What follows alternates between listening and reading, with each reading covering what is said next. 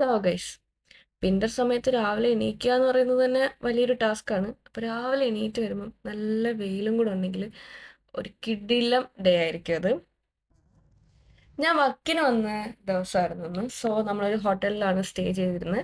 അപ്പം ആ ഹോട്ടലിലാണ് ഞാനിപ്പോൾ നിൽക്കുന്നത്. ഇവിടെ രാവിലെ ബ്രേക്ക്ഫാസ്റ്റ് ഉണ്ടായതുകൊണ്ടും നമ്മുടെ ഹോട്ടൽ സ്റ്റൈലിൽ ബ്രേക്ക്ഫാസ്റ്റ് ഇൻക്ലൂഡഡ് ആയതുകൊണ്ടും മാത്രമാണ് ഞാൻ ഇന്ന് രാവിലെ എണീറ്റത്. ഞാൻ നിന്ന ഒരു കിടിലം ഹോട്ടലായിരുന്നു. ഒരു ഒരു പഴയ സെറ്റപ്പിലുള്ള എന്നാൽ കാണാൻ നല്ല ഭയങ്കര ഒരു വൈബുള്ളൊരു ഹോട്ടൽ. അങ്ങനെ ഇവിടെ ശരിക്കും ആക്ച്വലി നമുക്ക് 3 ദിവസത്തെ സ്റ്റേ ആണുള്ളത്. സ്റ്റേ ചെയ്തിട്ടാണ് നമ്മൾ വർക്കിന് പോകുന്നത്. സോ രാവിലെ ഒരു 7:30 മുതൽ ഒരു 10 o'clock വരെ ബ്രേക്ക്ഫാസ്റ്റ് ഉണ്ടായിരിക്കും.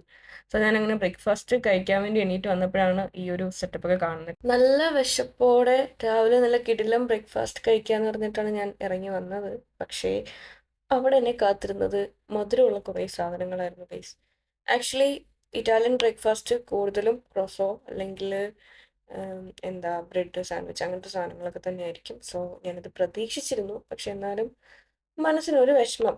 നാട്ടിൽ നല്ല ഇഡ്ഡലിയും സാമ്പാറും അപ്പവും മുട്ടക്കറിയൊക്കെ കഴിച്ച് വളർന്ന എനിക്ക് ഫസ്റ്റ് ഇത് ഭയങ്കര ബുദ്ധിമുട്ടായിരുന്നു. പക്ഷെ ഇറ്റലിയിൽ വന്ന് കുറച്ച് നാളിനുള്ളിൽ തന്നെ ഞാൻ മനസ്സിലാക്കി ഇതാണ് റിയാലിറ്റി, ഇത് കഴിച്ച് ശീലിച്ചേ പറ്റുള്ളൂ.